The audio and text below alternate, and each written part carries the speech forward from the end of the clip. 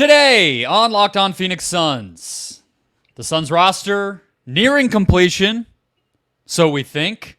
So we'll go through our lingering questions, rotation, style of play, roles for specific players. We'll bounce back and forth. We'll check in on Damian Lee as well. Let's go.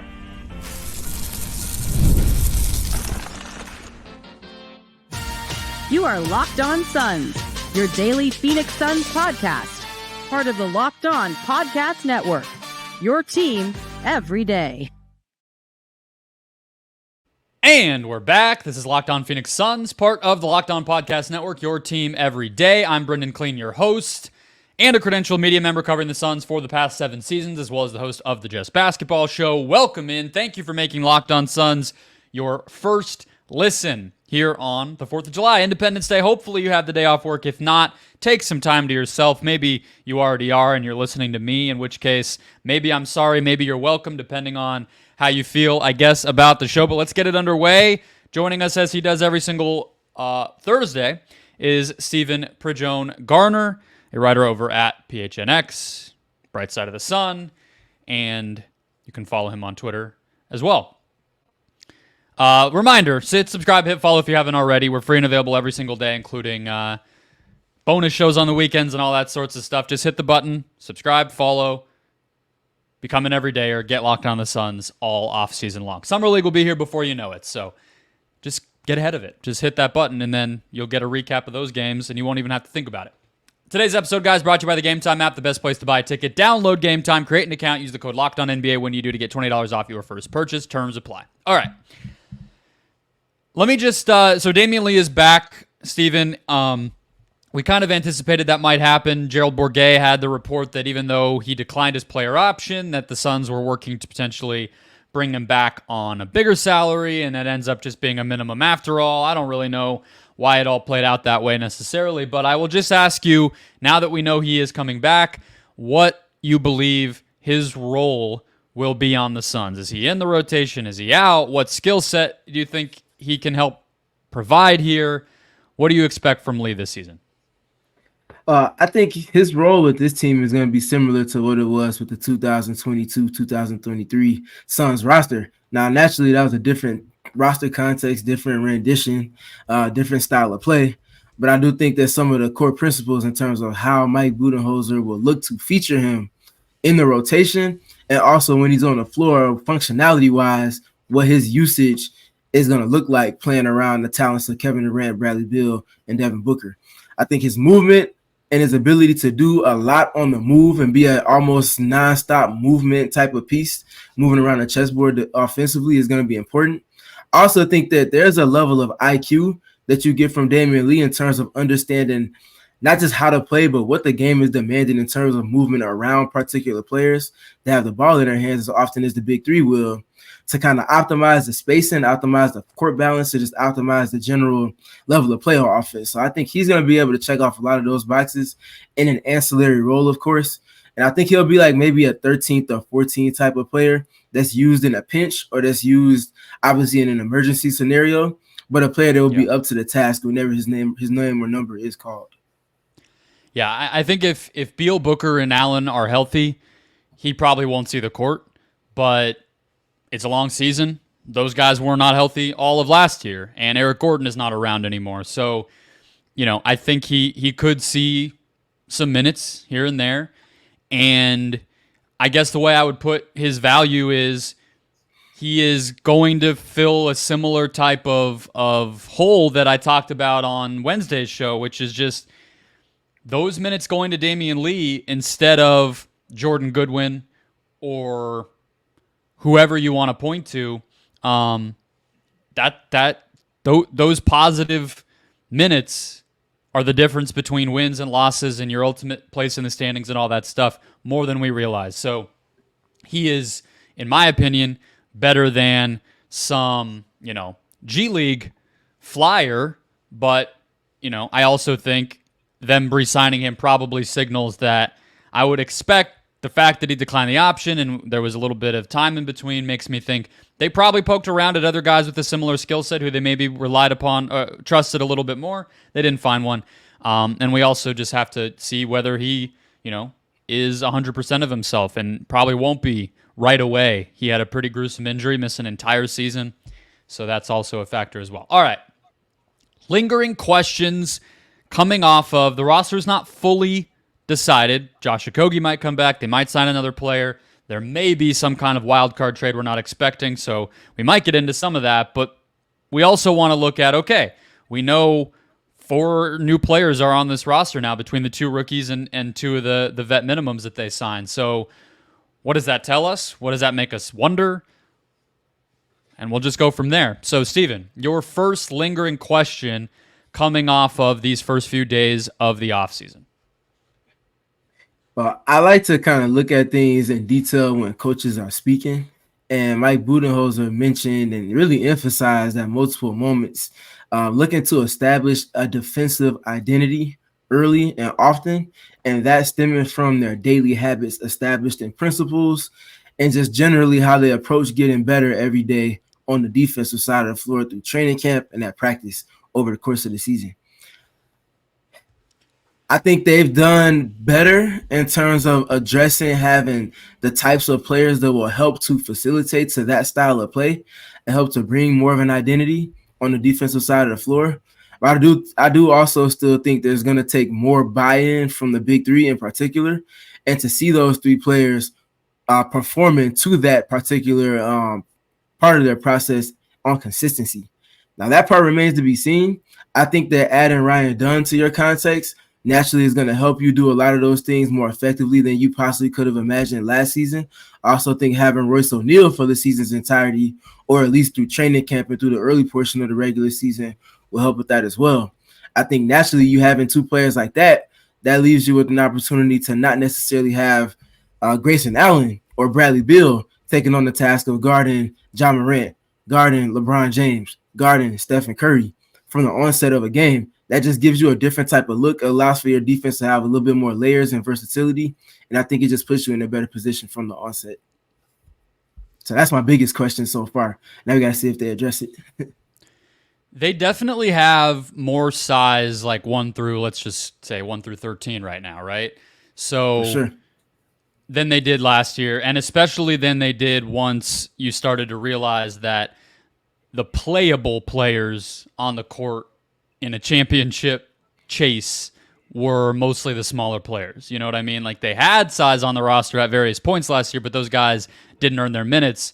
Now they have playable big players, whether you're talking about adding Plumlee, a full season of O'Neal, and then the rookies. So that in and of itself should help the defense, right? Like, more often than not, if you're executing a scheme, bigger players are going to be better than not bigger players. But I guess I still, like you mentioned Curry or John Morant, like, even if Royce O'Neal maybe starts, right? Like, you're probably still looking at Beal being that guy, right? So that is, I mean, it's a good lingering question to have, because it just has so many kind of secondary things that we have to wonder about. Is how much is somebody like Ryan Dunn going to play? How much is Monte Morris potentially an option to play with the best guys on this team and potentially close games? Or does he get to a point where he earns a starting spot? I mean, I don't expect that right now, but it could happen, and then probably he guards some of those players more consistently if possible. So that's kind of where that's kind of, I guess, what I would say to try to answer the question is, like, how do they set that defensive foundation? Well, a lot of it to me is who's playing and how those combinations look together. I mean, how much do you think Dunn plays as a rookie? What are you expecting? Yeah, that's the big looming question in terms of addressing the identity piece, because I feel like he best addresses it from the wing position. Yeah. I can't say he's going to play more than 15 minutes a game to start the season. Now, obviously, naturally, he's going to be presented with opportunity to punch out of that weight class and get closer to 20. But that also, like you said, it really depends on how well his game translates to the league on the offensive side of things, because that's where his stand power is going to come from. We know he can defend. It's a matter of what it looks like when he's on the floor on offense, in tandem with the combinations piece in the rotation like you spoke to. So I would say 15 minutes to start, potential for more, but that remains to be seen. Yeah, it's one of the interesting things with Bud, where looking back at his track record, I've harped on this a lot on, like the non-Suns content I've done. Like they're drafting in Milwaukee since Horst took over there has not been good. And so he just has, like, he had DiVincenzo as a rookie. That was a really high pick though, and a more kind of proven, what he's going to bring. They didn't have a rookie the season after that. Next year it was Jordan Nwora, who hasn't really panned out in the NBA. It's just hard to go. You have to go to Atlanta to look at times where he trusted those types of players, and the league was a lot different. The roster context was different. Those teams weren't, ever really in sniffing distance of a championship, although they were contenders. They just, had a guy named LeBron in their conference. So it's tough. It's hard to know right now. But fortunately, I think we'll see. I think Summer League will be a big piece of that. Training camp will be a big piece of that. And we've seen plenty of rookies earn time. It's not like it's never happened. So if Dunn did it, it wouldn't shock me. But he has to show, I think, what he can do on the offensive end in order to make that happen. All right, more lingering questions coming up next.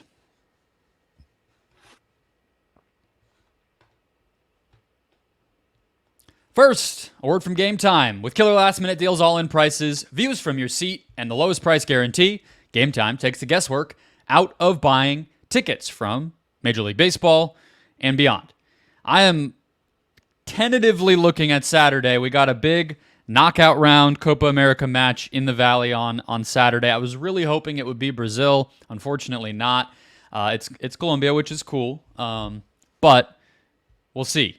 Whether it's sports, though, concerts, comedy, theater, baseball versus soccer, whatever you need, Gametime has tickets for you. They also have great deals, flash deals, zone deals, 110% difference, lowest price guarantee, where you get a credit if you find a ticket cheaper elsewhere. They're all about saving you money. Take the guesswork out of buying tickets with Gametime, from MLB to beyond. Download the Gametime app now, create an account, use the code LOCKEDONNBA when you do to get $20 off your first purchase. Terms apply. Again, create an account, redeem the code LOCKEDONNBA, LOCKEDONNBA for $20 off. Download Gametime today. Last minute tickets, lowest price, guaranteed. All right, Steven, I'll kick us off with a lingering question here. Are we sure the Suns are keeping Yousef Nurkic? Let's just get into the full offseason insanity. And I'm not just saying that to belabor the point or be very July NBA about things. But I actually think Plumlee is somebody that is kind of hovering right around that line. When I did my ideal offseason exercise a while ago, I had Goga Bitadze as a fill-in there, and then I got some depth around him, and that was in a world where they traded Nurkic for not a center and got a forward and a guard back. Plumlee's right around that line where he's not a great starting NBA center if you're trying to win a championship, but he might be good enough where you could go into the season with him as your starter. Iguodaro, it'd be a lot to rely on for him, but he could do it in backup minutes. Maybe they have some small ball alignments. Maybe they get one lesser center back in a potential Nurkic trade. They still have O'Neal. But the point is, Plumlee is good enough where if he had to play 30 minutes a night for the first half of the season, and then you look at a trade or a buyout player to really gear up for the postseason, he's good enough to do that. They got a center in the draft that could play some minutes. They got Bull back and Dunn and Durant and O'Neal where they could play a little smaller, a little more easily. I guess I'm just saying the roster looks like it's better suited for potentially moving on from Nurkic than it was heading into everything. So that's why the question is still there for me. They could be fine keeping him, but I also think we shouldn't close the door on it. What do you think? I see the outlet and functionality still with Nurkic on the offensive side of the floor. However, the issues that persisted on the defensive end and what we saw in the playoffs, even more so comprehensively, really put me in a bind in terms of seeing if there's more value with him on offense that could be kind of leaned into with Bud than was with Vogel. And that's where I'm at kind of a crossroads. I feel like their best decision to make regarding Nurkic is to find a trade for him. And if you're wiping the slate on the Vogel era, which was, albeit one season, one that left more to be desired. If you're wiping the slate in that sense, and you've also kind of cleaned house in terms of some of the role players that came in free agency last season under Vogel, I don't see anything that would hurt them in terms of doing the same with the center room. You already got Drew Eubanks is gone. I don't feel Azubuike is gone as well. I don't see a reason why it would hurt for them to also detach themselves from Nurkic. Now, obviously, navigating those waters is extremely tough because of the lack of value there with Nurkic based off of last season, as well as his contract. But I think if they could just find something for him and, like you said, use Plumlee to kind of bridge the gap, I think they might be presented with an opportunity to find a center that suffices their needs, potentially before the season starts, if not down the line. It's weird, though, too, right? I guess to play devil's advocate a little bit, because this roster, like if you had given Frank Vogel this roster, I think things would have gone better, right? Like, both coaches, I think at the end of the day, want to play a drop. Maybe Vogel has a little more aggressiveness that he's developed over time since he had Roy Hibbert and everything, but I think that's the preferred thing in either case. It's just this roster now is a little more capable of actually pulling that off, both with point of attack options, plus actually having some length to kind of rotate and protect the backside and whatever else. So it could just be that they roll into things with Nurkic and it just goes better because they have better personnel around him, so where he's not as exposed and they're not having to try to hedge and blitz and some of the craziness that they were, ending up with against Minnesota. Maybe they shouldn't have been, but that's what they chose to do because they started to kind of panic, right? So I don't know. I could see it going either way. I could see Nurkic just having a little bit of a better season. And frankly, he already had a better season last year than we even expected. So if he took another little step up there just with the better supporting cast, you're getting closer to a guy that, is playable in the playoffs and just fine as an option. As long as you have other, other styles you can go to and you're not relying on him too much. Or, like we just said, maybe there is just a trade and they decide to devote fewer resources and less kind of just of an emphasis on the center spot at all and go the route that a lot of other teams around the NBA have, and they could benefit from that as well. Obviously, the aprons and all that make the trade hard in addition to his salary and his value, like you mentioned. So, it's all still sitting there, but I do just think just because it hasn't happened yet doesn't mean it's not going to. All right, what's your next lingering question? My next lingering question comes to the offensive side of things. So I also mentioned from Mike Budenholzer in his introductory press conference, he spoke to the three-point shooting, and I think everybody's been hammering that one home. That's not a new topic. So I'm going to leave that particular portion of it alone, and I'm going to look more to the functionality of everything going on within their offense. He spoke to wanting to play unpredictable read and react style of offense, in addition to his obvious motion sets that he likes to get into.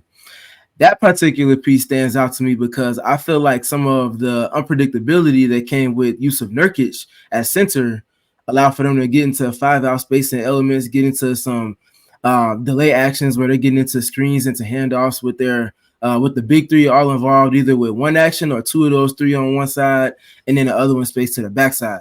I think there's a lot of value in that. I think that's something they could have leaned more into in terms of breaking up the mundaneness that would persist with this team and running pick and roll after pick and roll after pick and roll.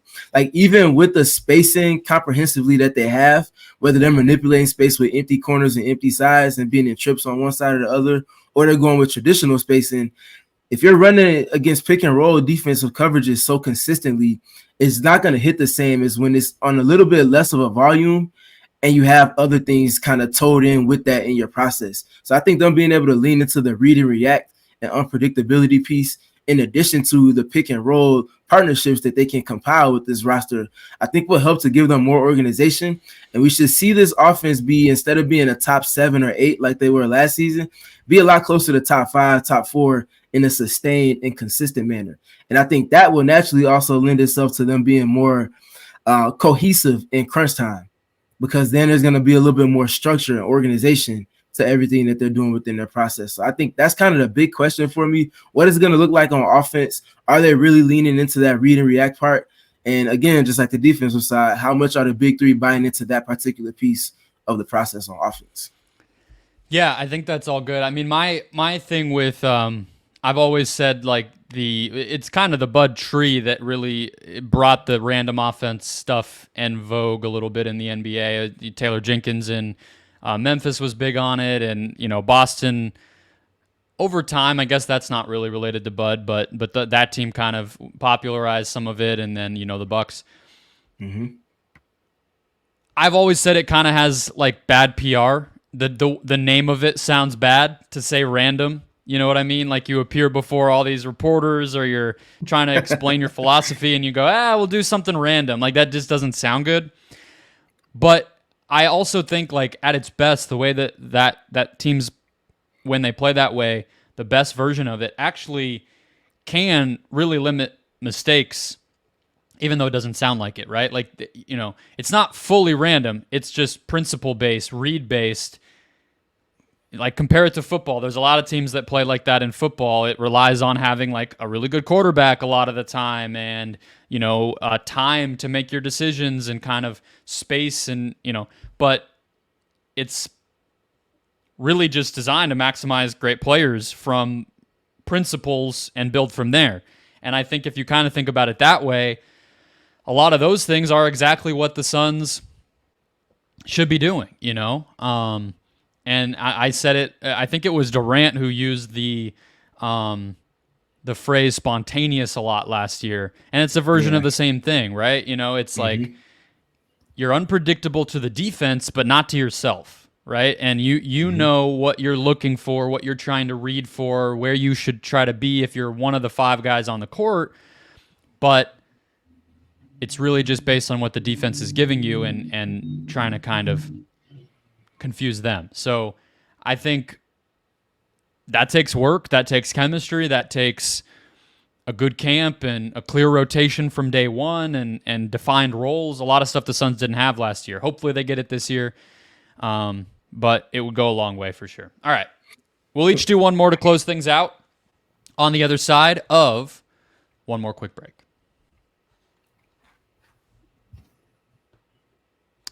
All right, closing out the show. One more lingering question apiece. I'll just go to my old reliable here, Steven. I kind of teased it in the last segment. It's related to the center spot again and everything, but do they play small more from a rotation and style standpoint? That's one of the things that I wonder, because I think it would kind of take advantage of what the roster currently looks like in a way that might be useful, right? And there's a few ways that I think that could happen. One, I could see a player like Ryan Dunn or even obviously Josh Okogie, some of the more limited shooters benefiting from on the offensive end. If they're the only non-shooter, things get a little easier. They also have more forward depth in general than they did last year. And it has been one of the ingredients that Bud has gone to at times when he feels like he has the personnel to do it. So this isn't me saying that they should or shouldn't or that they will or won't. It's just one of the things that I'm kind of trying to keep in mind as a potential option, especially when, somebody like Morris or Allen aren't on the court probably, and the centers aren't on the court. So I'm talking the big three, O'Neal, Dunn, Bol, probably some combination of that group. How much do we see those five? And they switch more. They're a little more frenetic on the defensive end, and then they just try to just kill you on offense. I think that's a great question. I think that's something that Mike Budenholzer will certainly lean into. I think he'll be more willing to do early on in the season than Frank Vogel showed that he was. And I think naturally them being able to have that as part of their process in terms of the rotation goals will certainly help to give them that unpredictability that we're speaking to. Now you're forcing your opponents to react to something that you're doing. I feel like Vogel didn't really lean into that until after the All-Star break. You can think about that first game against the Sacramento Kings, where they're down at the double-digit deficit. He finally decides to put Durant at the 5. They spark the comeback in the fourth quarter, ultimately win that game, and then it becomes part of their process the rest of the way. That's just not even a third of the season at that point, So I feel like them having it more consistently and being able to have the optionality in that, like you mentioned, you could throw Neal at the 5. You could throw Durant at the 5. You could throw Dunn at the 5, You have options within that to where it's not just the Durant rendition that you're leaning on most consistently. Go ahead. And I have one more quick thing. Yeah, well, I would just to throw one more guy in there.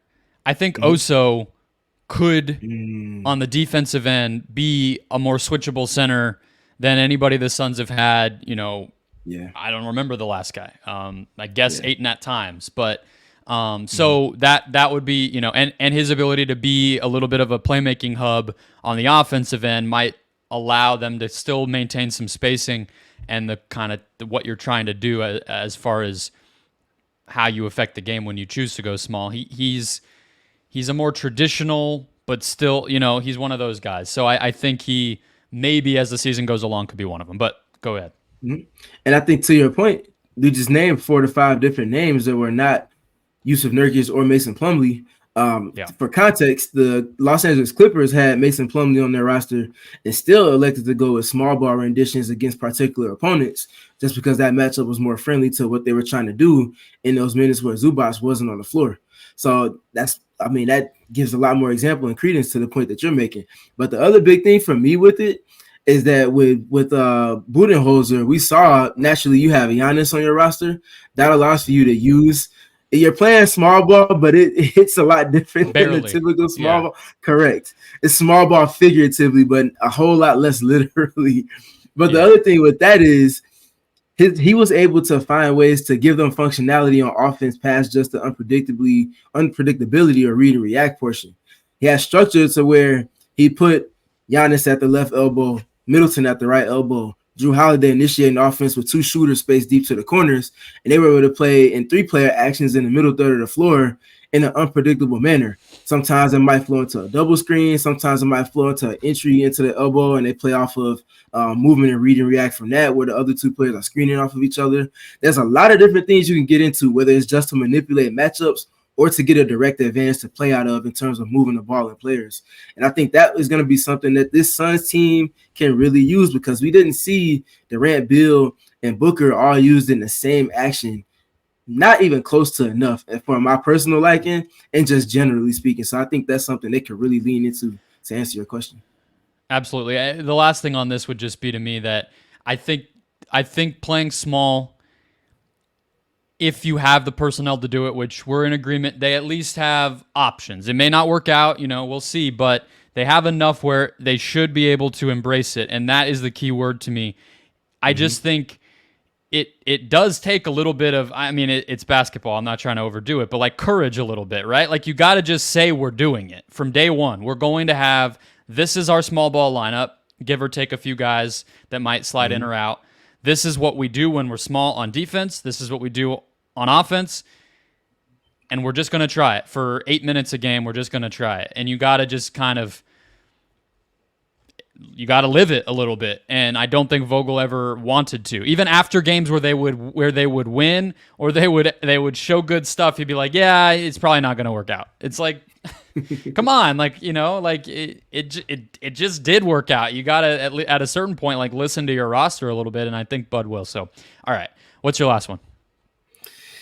The last one, somewhat of a question to fans and just general observers of the Suns, and then I have an actual question within that. Can we please put the point guard conversation to rest now?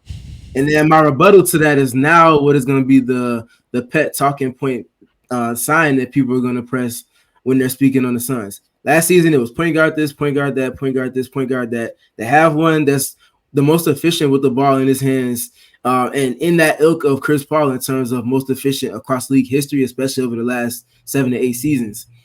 That's out of the question now. So now what are you going to rely on as far as your talking point with the Suns? That obviously remains to be seen. I got we'll one. see what happens. It'll There you be go. starting Morris, right? Now they have one, but after that it becomes starting him. This isn't going away. That's a fair point. That's a good rebuttal. Checkmate to that. And I guess my literal question is going to be, what is Monty's role? How effective is it? And like, I guess what players is he going to be most consistently paired with? Is it going to be him with Devin Booker, or is it going to be him with Bradley Beal? And then when Monty's not on the floor, it's Devin Booker that's taking on the point guard role. Is Mike Budenholzer going to look to lean more into multiple initiators of offense to the extent that Frank Vogel had harped on last season? Will they rely on Nurkic to initiate offense a little bit more like we saw post All-Star break, and the effectiveness that came with that in terms of getting into actions quicker, playing with 20 to 22 seconds on the shot clock instead of starting your offense with 16 or 15 seconds? What type of actions are you getting into outside of that? Just kind of really Monty Morris centric. And then what is he looking like off the ball? Are his shooting numbers in terms of catch and shoot and playing off of closeouts, are they remaining as efficient as they needed to? Is he still getting his playmaking dose and he's still being effective on that side of the ball with things? And the last big thing with him is he's still holding up on defense, because they can't have him on the floor if he's not going to have the ball in his hands as consistently as he has in other situations, and he's also not holding up on defense. So those are kind of my big questions there. Yeah, I think that's all good. I mean, the case for him is only really there if his point of attack defense is solid and he can shoot at a decent volume. Those things didn't happen consistently last year, but really nothing for him happened consistently last year because he just was plagued with injuries. I don't think anything from that is like some kind of the injury will linger, but a whole year of tissue stuff in your legs, that takes, you got to overcome it and feel good and feel spry again in order to impact things at a high level. So that's obviously a question kind of underneath all the skill stuff. But I would say that if he looks a lot more like the Washington version of himself or even the Denver version of himself, then that, I love the idea of him, a lineup. I just like the history with Beal, so I tend to lean toward just let those guys play together because it's kind of fun to tap back into what was a cool offense, even if it wasn't a highly efficient one in Washington. So those two, Royce, Plumlee, and maybe like Grayson. I like the idea of, did I just list too many players? No, that's five. No, that's fine. That's fine. Mm-hmm.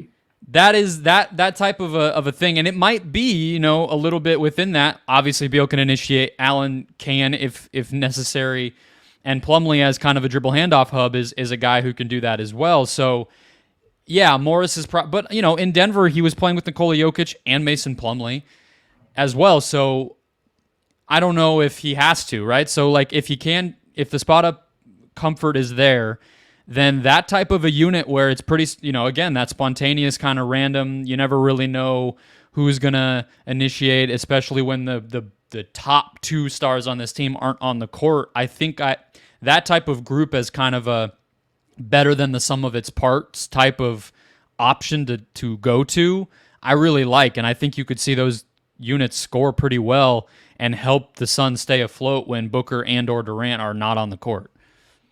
Yeah. I think the big thing that with Monty, first of all, he's a true traditional point guard. He understands the nuances of playing point guard with a lot of primary creators around him. And then the other big thing for me is he's the type of initiator of offense that can play pick and roll with anybody.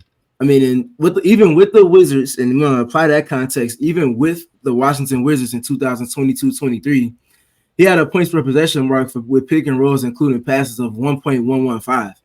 That's extremely good, ranked in the 90th percentile, and was in the 94th percentile in terms of his reps on volume, in terms of how many pick and roll possessions that included him initiating to score or to pass. That's a lot of volume that he's taking on. He knows how to make every pass in the book in terms of a pick and roll context. He can knock down jump shots off of the screen, getting the typical drop coverage that he's going to see. And I think that naturally puts guys in their more natural positions when he's on the floor.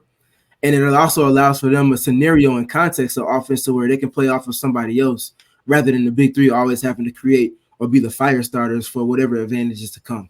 So I think there's a lot of value that can come from him. And I think also the front court pieces have somebody else outside of Kevin Durant that will be able to feed them on consistency into advantages.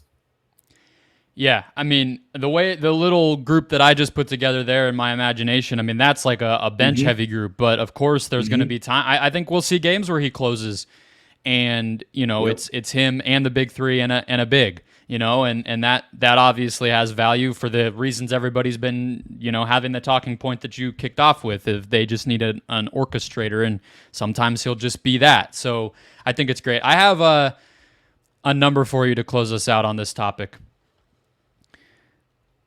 Washington, 2022-2023 season, when Beal and Morris were on the court together, offensive rating 125.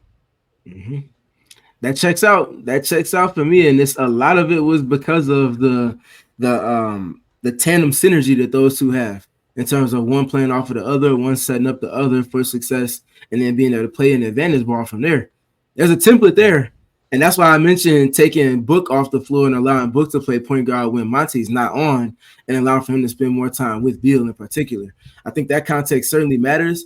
And you take that being applied to Wizards context, apply that to a 2024-25 Suns context. If they have a 120 offensive rating with those two on the floor, with the players on the Wizards in 2022-23, it shouldn't be anything less than that in terms of that tandem with this Suns context, based off of pace of play and also the personnel, and in the context of everything that Mike Budenholzer is going to look to run on offense. Yeah, not really related to a Suns podcast, but it's still crazy to me that team was not better when you just look at the fact that they had Gafford and Porzingis and Beal and Kuzma and Tyus Jones. It's just like all these guys that have gone other places and everybody likes them now again, and then they all played together and they sucked, or they didn't suck. They were mediocre together, win-loss wise. So, they had a young bench with like Kispert and Denny before he broke out and everything, but still a weird one for sure. All right, that'll wrap us up though. Hopefully some good stuff to chew on. We'll see if more news comes down. I'll have an episode for you tomorrow to close out the week. Check out Steven's YouTube channel, his writing over at Brightside and PHNX, and we will catch you guys tomorrow.